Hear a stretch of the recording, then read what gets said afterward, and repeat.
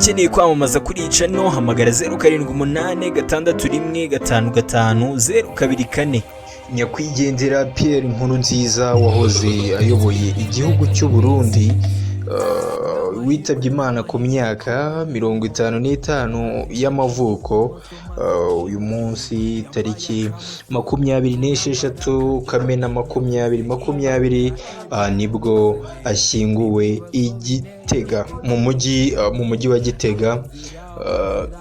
imihango yagaragayemo imiryango, yagaragayemo umuryango we, igaragaramo umuhungu we w'imfura n'abandi bayobozi cyangwa se abanyacyubahiro batandukanye.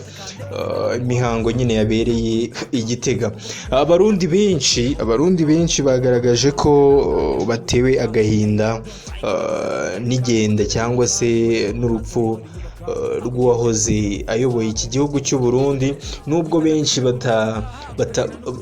badahuza batabivugaho rumwe, ariko icyo uyu munsi twaje kuvugaho ni ukubabwira ko nyakwigendera nyine uherutse kwitaba Imana wari ufite imyaka 55 yashyinguwe i Gitega. Dukomeje kwihanganisha abarundi bose muri rusange n'abandi bantu bose bamenye nyakwigendera Pierre NKURUNZIZA.